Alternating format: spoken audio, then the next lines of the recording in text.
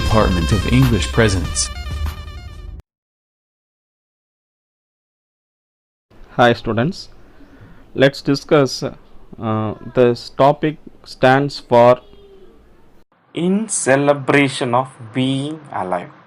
உயிருடன் இருப்பதற்கான கொண்டாட்டம். ஸோ டாக்டர் கிறிஸ்டியன் பெர்னார்ட் எழுதியிருக்காரு. ஸோ அவரோட பாயிண்ட் ஆஃப் வியூவில் பார்த்திங்கன்னா நம்ம உயிரோடு இருக்கிறதே ஒரு கொண்டாட்டம் தான். நம்ம லைஃப்பில் உயிரோடு இருக்கிறோம் இல்லையா, அதுவே ஒரு பெரிய கொண்டாட்டம். ஏன்னா நமக்கு எல்லாமே நார்மலாக இருக்குது. தெர் இஸ் நோ டிசீஸ், அதான் சொல்லுவோம் இல்லையா, நோயற்ற வாழ்வே குறைவற்ற சொல்லுன்னு சொல்லிட்டு சொல்லுவோம். அது மாதிரி எல்லோரும் இருக்காங்களான்னா கிடையாது. எல்லாருக்குமே கொஞ்சம் குறை இருக்குது. ஆனால் நான்லாம் உயிரோடு இருந்து என்ன பண்ண போகிறேன், ஸோ நான்லாம் ஏன் பிறந்தனும் அப்படின்ற மாதிரிலாம் நிறைய பேர் வந்து ஃபீல் பண்ணுவாங்க இல்லையா. ஸோ அப்படி இருக்கும்போது நம்ம உயிரோடு இருக்கோம் இல்லையா, அதுவே ஒரு பெரிய கொண்டாட்டம் அப்படின்ட்டு இந்த கிறிஸ்டியன் பெர்னார்ட் வந்து சொல்கிறாரு. He is the doctor. Before we going to see the lesson, now discuss the warm-up session of this lesson. There are several physically challenged people who have lived successful and meaningful lives. According to the topic in celebration of being alive, உயிருடன் இருப்பதற்கான கொண்டாட்டம். So the normal persons இந்த கொண்டாட்டம் மேற்கொள்ளலாம். But physically challenged people faced many problems in this society. So apart from this, they lived a successful and meaningful life. So many physically challenged people achieved lot. So here are a few personalities who have fought great odds and lived a life of blazing achievements.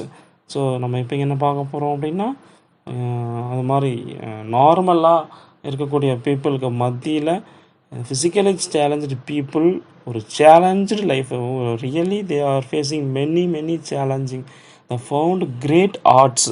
So இந்த சொசைட்டியில் அவங்க ஒரு பெரிய போராட்டம் நிகழ்த்தி தான் முன்னேறி இருப்பாங்க. Placing achievements. ஸோ அது மாதிரி அச்சீவ் பண்ண ஒரு சிலரை பற்றி நம்ம இப்போ பார்க்க போகிறோம். Let us share what we know about each of them and complete the table below. So கீழே இருக்க டேபிள் காலம் பார்த்தீங்கன்னா நேம் ஆஃப் த பர்சன்டே மட்டும் கொடுத்துருப்பாங்க. நீங்கள் அவங்க நேச்சர் ஆஃப் சேலஞ்சும் அண்ட் ஃபீல்ட் ஆஃப் அச்சீவ்மெண்ட்டும் ஃபில் பண்ணணும். So first see the first personality, Beethoven. Do you know Beethoven? He is a nature of challenge. அவருக்கு என்ன சேலஞ்ச் இருந்தது பார்த்திங்கன்னா, ஹியரிங் இம்பேர்மெண்ட். அவருக்கு வந்து காது கேட்காது, ஹியரிங் இம்பேர்மெண்ட்டு. ஸோ அந்த என்ன ஃபீல்டில் அச்சீவ் பண்ணார் அப்படின்னா மியூசிக். ஸோ கான்ட்ரவர்ஸியாக இருக்கும், காது கேட்காதவர் மியூசிக்கில் அச்சீவ் பண்ணியிருப்பார். And second personality Demosthenes. So he is a speech impaired அவரோட குறைபாடு. ஸோ ஆனால் அந்த ஃபீல்டுன்னு பார்த்திங்கன்னா oration.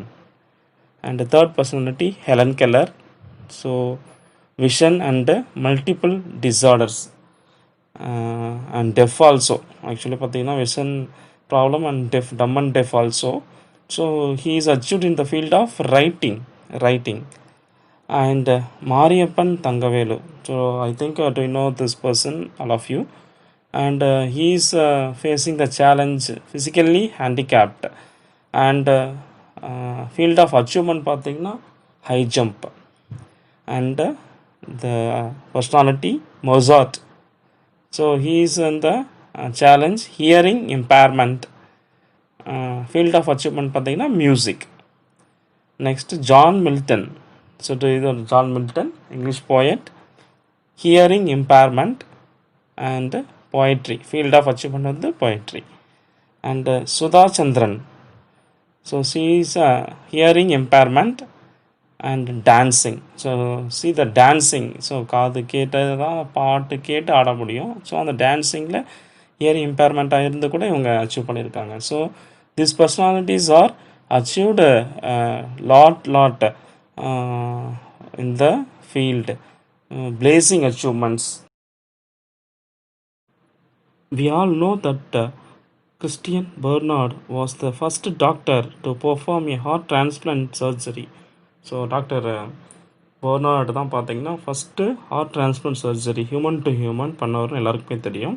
Here we have an extract of a speech wherein he narrates an experience which has changed his perspective of life altogether. So இந்த lesson நமக்கு என்ன கொடுத்துருக்காங்க அப்படின்னா, it is an extract of speech. Doctor Bernard பேசின ஸ்பீச்சிலிருந்து ஒரு நமக்கு கொடுத்துருக்காங்க. ஸோ இதில் என்ன நம்ம பார்க்க போகிறோம் அப்படின்னு பார்த்தீங்கன்னா, அவருடைய வாழ்க்கை கண்ணோட்டத்தை முற்றிலுமாக மாற்றி அமைத்த அவரது அனுபவத்தை வர்ணிக்கும் ஒரு சொற்பொழிவு தான் இது. ஸோ அதை தான் நம்ம இங்கே பார்க்க போகிறோம். And let's find out what led to such a dramatic transformations. So நம்ம லெசன் ஃபுல்லாக பார்க்க போகிறது. ஸோ அத்தகைய மாற்றத்தை வந்து ஏற்படுத்திய நிகழ்வை நாம் இதில் வந்து பார்க்க போகிறோம்.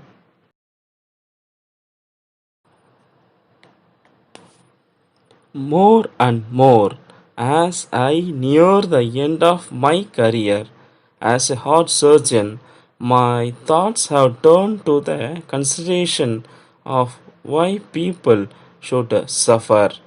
ஸோ இவரோட அந்த எக்ஸ்ட்ராக்டர்ன்றதுனால பாயிண்ட்டாக கொடுத்துருக்காங்க. அவரோட ஸ்பீச்ன்றதுனால அவர் பேசுகிற மாதிரி இருக்கும். ஃபஸ்ட்டு பாயிண்ட் என்ன சொல்கிறார் அப்படின்னா, I near the end of my career as a heart surgeon. அவர் ஹார்ட் சர்ஜனாக இருக்க அந்த கரியரில் பார்த்தீங்கன்னா அவரோட தாட்ஸ் ஃபுல்லாக எங்கே இருந்தது அப்படின்னா, கன்சிடரேஷன்ஸ், அது ஒரு கேர்ஃபுல் தாட் எங்கே இருந்தது அப்படின்னா, வை பீப்புள் ஷுட் சஃபர், ஏன் பீப்புள் வந்து சஃபர் ஆகிறாங்க. And suffering seems so greatly prevalent. கண்டிப்பாக பார்த்தீங்கன்னா காமனாக, ப்ரெவலண்ட் இஸ் நத்திங் பட் காமனாகவே பார்த்தீங்கன்னா பீப்புள்ஸ் வந்து சஃபர் ஆகிறாங்க. ஸோ இது ஏன் அப்படின்றது அவர் திங்க் பண்ணுறாரு. And do you know that of the 125 million children born this year, 12 million are unlikely to reach the age of 1 and another 6 million will die before the age of 5. So அடுத்த information என்ன சொல்கிறார் அப்படின்னா, 125 million. So அவர் அந்த பேசக்கூடிய அந்த இயரில் 125 million children வந்து பிறந்திருக்காங்க born that year. But 12 million children, so அதில் 12 million children வந்து என்ன ஆகிறாங்க அப்படின்னா, are unlikely to reach the age of 1. ஒரு வயசு ரீச் பண்ணுறதுக்குள்ளவே, it is within 1 age they were died. 12 million children. And அதில் இன்னொரு 6 million இருக்காங்க இல்லையா, அவங்க எப்போ அட்லீஸ்ட் ஒரு 5 ஏஜை கூட கிராஸ் பண்ண மாட்டுறாங்க. ஸோ வித்தின் 5 ஏஜுக்குள்ளவே அந்த 6 million சில்ட்ரனும் இறந்துடுறாங்க. ஒரு 12 million children ஒரு வயசுக்குள்ளே இறந்துடுறாங்க. அண்டு 6 million children வந்து பார்த்திங்கன்னா 5 வயசு ரீச் பண்ணுறதுக்குள்ளேயுமே இறந்துடுறாங்க. ஸோ இது ஒரு டேட்டாவாக அவர் ஷேர் பண்ணிக்கிறார். அப்போது சஃபரிங்ஸ் வந்து மேக்ஸிமம் காமனாக தான் ஸ்ப்ரெட் ஆகிருக்கு, ப்ரெவலண்ட்டாக இருக்குது அப்படின்றத சொல்கிறாரு. And of the rest many, இது மட்டும் இல்லை, பேலன்ஸ் அந்த 12 million போட்டோம், அதுக்கப்புறம் ஒரு 6 million போனாலும் அது சரி, அட்லீஸ்ட் பேலன்ஸ் இருக்கவங்களாவது ஃபுல்லாக 100% நார்மலாக இருக்காங்கன்னா இல்லை. And the rest of many will end up as mental or physical crippling. So முன்னாடி நம்ம பார்த்தோம் இல்லையா, physically challenged.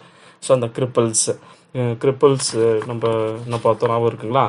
கிரிப்பிள்ஸ் is nothing but people who some disability preventing them from performing certain normal function.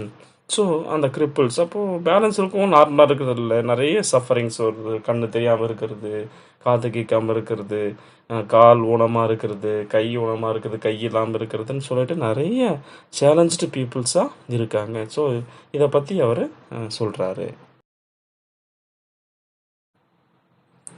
In this second point, my gloomy thoughts probably stem from an accident I had a few years ago. So last பாயிண்ட்டில் சொன்ன அந்த ஒரு க்ளூமியான thoughts, so பீப்புள்ஸ்லாம் நார்மலாக இல்லை அப்படின்னு சொன்னாங்க இல்லையா, கிரிப்பிள்ஸாக இருக்காங்க அப்படின்னு சொல்லிட்டு. ஸோ அதை பற்றி நினைக்கிறார். டெப்ரெஷன் தாட்ஸ் ஏன் வந்துச்சு அப்படின்னு பார்த்தீங்கன்னா, ஒரு ஸ்டெம் ஃப்ரம் அன் ஆக்சிடென்ட். ஒரு ஆக்சிடென்ட்டு ஃபேஸ் பண்ணியிருக்காரு. அந்த ஆக்சிடென்ட் மூலிமா தான் ஸ்டெம்னா ஆரிஜினேட் பார்த்தோன்னே அந்த எண்ணங்கள் அவருக்கு உருவாயிருக்கு. So I had a few years ago, அந்த accident I had a few years ago. 1 minute I was crossing the street with my wife after a lovely meal together, and the next minute a car had hit me and knocked me into my wife.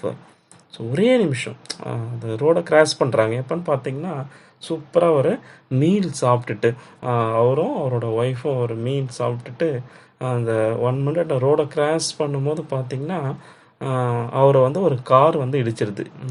A car hit him and he என்ன பண்ணுறாரு, knocked into his wife. அவரோட wife அவர் காரை இடித்து அவர் போயிட்டு அவர் wife மேலே இடித்து அவரும் அவங்க ஒய்ஃப் வந்து ஆப்போசிட் லேனில், அதாவது எதிர் திசையில் வர லேனில் அவங்கள தூக்கி வீசப்படுறாங்க. அப்படி வீசும்போது ஆப்போசிட் டைரக்ஷனில் இருந்த அந்த காரு அவங்க மேலே இடிக்குது. Other lane and struck by a car coming from the opposite direction. So இதுலேருந்தே தெரியுது போத் ஆர் suffered.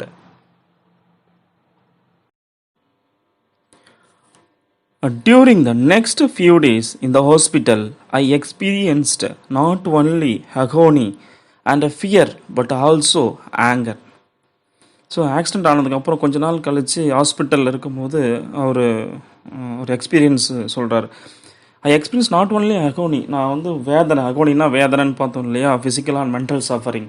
ஸோ அகோனியா மட்டும் இல்லாமல் ஃபியர், கொஞ்சம் பயமாகவும் இருந்தது, பட் ஆல்சோ ஆங்கர், அது மட்டும் இல்லை கோவம் இருந்துச்சு எனக்கு அப்படின்னு சொல்கிறார். I could not understand why my wife and I had to suffer. எனக்கு புரியல, ஏன் நானும் என் மனைவியும் சஃபர் ஆகணும், இது மாதிரி ஒரு ஆக்சிடென்ட் ஏன் எங்களுக்கு ஆகணும். I had 11 broken ribs and a perforated lung. என்னோட விலா எலும்பு பார்த்தோம் இல்லையா, ரிப்ஸ்னால் விலா எலும்பு பார்த்தோம் இல்லையா, அந்த ரிப்ஸு 11 broken, அந்த எலும்பில் 11 எலும்பு வந்து உடஞ்சி போச்சு. அண்டு பெர்ஃபோரேட்டட் நத்திங் பட் ஹோல்டுன்னு பார்த்தோம் இல்லையா, தொலையிடப்பட்ட. ஸோ நுரையீரல் கொஞ்சம் ஓட்டையாகவும் ஆயிடுச்சு. ஸோ ஏன் எனக்கு இதெல்லாம் நடக்கணும், எங்களுக்கு ஏன் இது நடக்கணும். அது மட்டும் இல்லை, my wife had a badly fractured shoulder. அதுவும் என்னோடய ஒய்ஃபுக்கு, எனக்கு இப்படி ஆச்சுன்னு பார்த்தா என்னோடய ஒய்ஃபுக்கு என்ன ஆச்சு அப்படின்னா, அந்த ஷோல்டரோட போன்ஸ்லாம் ரொம்ப ஃப்ராக்சர், ரொம்ப பேட்லி, அப்படியே சுக்குநூறாக ஆன மாதிரியான ஒரு ஃப்ராக்சரும் ஆயிருக்கு. ஓவர் அண்ட் ஓவர் இதெல்லாம் மேலே I asked myself why should this happen to us, ஏன் எங்களுக்கு இது நடக்கணும் அப்படின்னு சொல்லிட்டு என்னை நானே கேட்டுக்கிட்டேன். I had work to do, எனக்கு செய்ய வேண்டிய வேலை வேறு நிறைய இருக்குது. ஆஃப்டர் ஆல் இதெல்லாம் தாண்டி நான் செய்ய வேண்டிய வேலை எனக்கு அதிகமாக இருக்குது. There are patients waiting for me to operate on them. So எனக்காக நான் ஆப்ரேட் பண்ணக்கூடிய பேஷன்ஸ் எனக்காக காத்துட்ருப்பாங்க. அது மட்டும் இல்லை, my wife had a young baby who needed her care. எங்களுக்கு, என்னோடய ஒய்ஃபுக்கும் ஒரு கடமை இருக்குது, அவளோட கேருக்காக எனக்கு பச்சிலம் குழந்தை, எங்கள் பேபி வந்து வெயிட் பண்ணிகிட்ருக்கோம். ஸோ இது மாதிரி எனக்கும் பேஷன்ஸ் வெயிட் பண்ணிகிட்டு இருப்பாங்க. அது மாதிரி பார்த்தீங்கன்னா என்னோடய ஒய்ஃபுக்கு அந்த குழந்தை கேர் பண்ணிக்கிற வேலை இருக்குது, அந்த குழந்தைக்கு என்னோடய ஒய்ஃபோட கேர் தேவைப்படுது. ஸோ இதெல்லாம் இருக்கும்போது எங்களுக்கு ஏன் அப்படி நடக்கணும்னு சொல்லிட்டு எனக்கு கொஞ்சம் கோபமும் இருந்தது அப்படின்ட்டு சொல்கிறாரு. In this fourth point, my father, had he still been alive, would have said, ஒருவேளை என்னோட தந்தை, என்னோட அப்பா உயிரோடு இருந்திருந்தால் என்ன சொல்லியிருப்பார் தெரியுமா? My son, it's God's will. That's the way God tests you. Suffering enables you, makes you a better person அப்படின்னு சொல்லியிருப்பாரு அப்படின்னு சொல்கிறாரு. ஸோ இது எல்லாமே கடவுளோட வேலை, கடவுளோட சித்தம். இது கடவுள் உன்னை சோதிக்கிறாரு. சஃபரிங்ஸ், இந்த மாதிரி வேதனை தான் நேரத்தில் மனிதன் வந்து மேன்மைப்படுவான். அது வந்து அந்த வேதனை வந்து நம்மளை ஒரு பெட்டர் பர்சனாக மாற்றும் அப்படின்னு என்னோடய தந்தை உயிரோடு இருந்திருந்தா சொல்லியிருப்பாரு அப்படின்ட்டு சொல்கிறாரு. ஆனால் 5th பாயிண்டில் பாருங்கள், அப்பா என்ன தான் அப்படி சொன்னாலுமே ஆஸ் எ டாக்டர், ஒரு மருத்துவராக நான் என்ன நினைக்கிறேன் அப்படின்னா, ஐ see nothing noble in a patient's thrashing around in a sweat soaked bed, mind clouded in agony. ஆனால் இதில் எந்த மேன்மையும் எனக்கு தெரிஞ்ச மாதிரி தெரியல. பேஷண்ட்ஸோட இதில் வந்து எந்த ஒரு மேன்மையும் நோபல்ஸும் நான் பார்த்தது கிடையாது. Because they're thrashing around in a sweat soaked bed. Thrashing அரவுண்ட்னா என்ன பார்த்தோம் நம்ம, to move about restlessly. So தூக்கம் வராமல் அப்படியே புரண்டுட்டு இருப்போம் இல்லையா, ஏன்னா வேதனை, அகோனி ரொம்ப பெயினாக இருக்கும், ஃபிசிக்கலாகவும் மென்டலாகவும் சஃபர் ஆகிருக்காங்க. ஸோ அவங்க வந்து அந்த ஸ்வெட் சோக்குடு பெட்டு, அந்த படுத்து அந்த பெட்டோட அப்படியே நம்ம வேர்வையில் ஊறி போயிருக்கோம் இல்லையா. ஸோ பேஷண்ட்டு ஒரே இடமா படுத்துட்டு இருப்பாங்க. ஸோ அந்த பெட்டில் த்ரெஷிங் அரவுண்ட் இப்படி அப்படியே ரெஸ்ட்லெஸ்லியாக புரண்டு அண்ட் மைண்ட் கிளவுடட் அகோனி, வேதனையால் மனமும் உடலும் ரொம்ப வேதனைப்படும் போது இதில் நான் எந்த நோபலையும் நான் அந்த பேஷண்ட்டுக்கிட்ட என்னால் நான் பார்த்ததில்லை. அது மட்டும் இல்லை, nor can I see any nobility in the crying of a lonely child in a ward at night. இது மட்டும் இல்லை, ஒரு வார்டில் தனியாக ஒரு குழந்தை அழுதுட்டுருக்கு பிகாஸ் ஆஃப் அவங்க பேரண்ட்ஸ் யாருன்னா அம்மாவை யாருன்னா சஃபர் ஆகிருக்கலாம், பெட்டில் இருந்துருக்கலாம். ஸோ அப்படி ஒரு நைட்டில், ஒரு மிட் நைட்டில் அந்த வார்டில் அழுகிற குழந்தைகிட்ட நான் எந்த நோபலும் மேன்மையும் நான் பார்த்ததில்லை சஃபரிங்ஸில். என்னோடய அப்பா சொல்கிற மாதிரி இவர் இருந்து தான் அப்படி சொல்லியிருப்பார். பட் ஆஸ் எ டாக்டராக இதை என்னால் என்ன பண்ண முடியாது, அக்செப்ட் பண்ணிக்க முடியாது அப்படின்ட்டு சொல்கிறாரு. In the sixth point, in those days they didn't have sophisticated heart surgery. I have always found the sufferings of children particularly heartbreaking, especially because of the total trust in doctors and nurse. In those days, முன்னாடிலாம் பார்த்தீங்கன்னா இப்போ இருக்க moderns மாதிரி இல்லாமல் அந்த surgery sophisticated well advanced heart சர்ஜரிலாம் கிடையாது. I have always found the sufferings of children. முக்கியமாக பார்த்தீங்கன்னா என்கிட்ட வர குழந்தைங்க, அவங்க எக்ஸ்பீஷியலி அந்த சஃபரிங்கை பார்க்கும்போது அப்படியே ஹார்ட் பிரேக்கிங்காக இருக்கும். Especially because of the total trust. முக்கியமாக அவங்க கொண்டு வரும்போது அவங்க பேரண்ட்ஸ் அந்த சில்ட்ரன் எங்ககிட்ட கொண்டு வரும்போது என்ன சொல்லுவாங்க, நான் உங்களை தான் நம்புகிறோம், கடவுள் போல் நம்புகிறோம் டாக்டர் அப்படின்னு நர்ஸையும் டாக்டரையும் நீங்கள் தான் எங்களுக்கு கடவுள்னு சொல்லும்போது அப்படியே ஒரு ஹார்ட் பிரேக்கிங்காக இருக்கும். And they believe you are going to help them. So நம்ம தான் ஹெல்ப் பண்ணுவோம் அப்படின்ற ஒரு நம்பிக்கையில் கொண்டு வருவாங்க. ஸோ அது ரொம்ப நமக்கு ஹார்ட் பிரேக்கிங்காக இருக்கும். If you can't the accept their fate. ஒருவேளை நம்ம ட்ரை பண்ணி அதை காப்பாற்ற முடியாமல் போயிடுச்சு அப்படின்னா இதுதான் எங்கள் தலைவிதி அப்படின்னு சொல்லிட்டு அந்த பேரண்ட்ஸ் அந்த தலைவிதியையும் அக்செப்ட் பண்ணிக்குவாங்க. They go through mutilating surgery and afterwards they do not complained. Mutilating surgery பார்த்தோம் இல்லையா, அந்த ஓஷன் டிஷ்யூஸ்லாம் மாற்றி ஆப்ரேட் பண்ணுறது. ஸோ அது மாதிரி ஏதாவது ஒர்க் ஆகாத பார்ட்ஸை மாற்றுறது, இந்த மாதிரி எந்த ஒரு சர்ஜரியை பண்ணி சக்ஸஸ் ஆகிடுச்சுன்னா சந்தோஷப்படுறாங்க. ஒரு வேளை தோர்த்துட்டா தே டோன்ட் கம்ப்ளைண்ட். ஸோ எதுவும் கம்ப்ளைண்ட் பண்ணாமல் எல்லாம் அங்கே விதிப்படி நடந்துருச்சுன்ற மாதிரியும் அக்செப்ட் பண்ணிக்கிறாங்க. என்னையோ நம்மகிட்ட நம்பி கொண்டு வரும்போது அவங்ககிட்ட இருக்க அந்த ஹார்ட் பிரேக்கிங் ட்ரஸ்ட்டை நினைக்கும் போது ரொம்ப ஹார்ட் பிரேக்காக ஒரு மாதிரியாக இருக்கும். எப்படியாவது நம்ம காப்பாற்றி கொடுத்துடணும். ஏன்னா ஆஸ் அ டாக்டர் நம்மளோட இது கடமை. முக்கியமாக சில்ட்ரன்ஸ்லாம் வேதனைப்படும் போது சுத்தமாக தாங்க முடியலை அப்படின்ட்டு சொல்கிறாரு. In the seventh point, one morning several years ago I witnessed what I call the Grand Prix of Cape Town's Red Cross Children's Hospital. So ஒரு நாள் மார்னிங் ரொம்ப வருஷம் முன்னாடி several years ago I witnessed what I call. So அதை நான் ஒன்று பார்த்தேன். அந்த விஷயத்தை நான் எப்படி சொல்லுவேன் அப்படின்னா, அது நான் எதாவது கூட கம்பேர் பண்ணுறேன் அப்படின்னா ஒரு grand prix is nothing but ஒரு one of several international motor racing ஈவெண்ட்ஸ்னு கிளாசரியில் பார்த்தோம் இல்லையா. ஸோ ஒரு கார் ரேஸ்க்கான ஒரு நேம் தான் கிராண்ட் ப்ரிக்ஸ். ஸோ அந்த ஈவெண்ட்டை நான் கிராண்ட் ப்ரிக்ஸாக கூட ஒப்பிடுறேன். இது எங்கே நடந்துச்சு அப்படின்னா, நான் பார்த்த ஈவெண்ட் எங்கே நடந்ததுன்னா Cape Town's Red Cross Children's Hospital. Cape டவுனில் இருக்கக்கூடிய ரெட் கிராஸ் சில்ட்ரன்ஸ் ஹாஸ்பிட்டலில் தான் நான் பார்த்த ஒரு விஷயம் நடந்தது. ஸோ நான் பார்த்தது எனக்கு என்ன ஃபீல் கொண்டு வந்தது அப்படின்னா, it opened my ice to the fact that I was missing something in all my thinking about suffering. So suffering நான் இந்த முன்னாடி சொன்னார் இல்லையா, அந்த 6 பாயிண்ட்லேயும் சஃபரிங், நாங்கள் ஏன் அப்படி சஃபர் ஆகணும், அப்படி ஏன் நடக்குது, பெயினாக இருக்குது, அகோனியாக இருக்குன்னுலாம் சொன்னார் இல்லையா. ஸோ இது எல்லாத்துக்கும் ஒரு சொல்யூஷன் சொல்ல முடியாது, ஒரு ரீசன் கிடைச்ச மாதிரி, அவர் கண்ணையே திறந்த மாதிரி ஒரு இன்ஸ்டன்ட் தான் அவர் பார்த்துருக்காரு. Something in all my thinking about suffering. நான் சஃபரிங்களை பற்றி என்னெல்லாம் நினச்சிட்டு இருந்தனோ அது எல்லாமே போய் ஒரு நார்மலாக கிடையாது அப்படின்ற மாதிரி அவர் அந்த கிராண்ட் ப்ரிக்ஸை பார்த்ததுக்கப்புறம் ஃபீல் பண்ணியிருக்காரு. Something basic that was full of solace. நான் அதை பார்த்த உடனே நான் ஒரு சின்ன விஷயம் தான், சம்திங் பேசிக் ஒரு சின்ன விஷயம் தான், பட் அது பார்த்தீங்கன்னா ஃபுல் ஆஃப் சொலைஸ் ஃபார் மீ. சொலைஸ்னால் பார்த்தோம் நம்ம கம்ஃபர்ட், எனக்கு கொஞ்சம் கம்ஃபர்ட்டாக ஃபீல் பண்ண வச்சுது, கொஞ்சம் ஆறுதலாக இருந்தது. நான் பெயின்னா என்ன நினச்சிட்டு இருந்தோம் அப்படின்னா அதை அப்படியே ஆப்போசிட்டாக அந்த இன்சிடென்ட் என்ன நினைக்க வச்சுது, அது கொஞ்சம் ஆறுதலாக இருந்தது அப்படின்னு சொல்லிட்டு இந்த 7th பாயிண்டில் சொல்கிறார். அப்படி என்ன பார்த்தாருன்றதை நெக்ஸ்ட் பாயிண்டில் பார்ப்போம். Thank you for watching, my dear students. Now you will move to the next part of the video, part 3.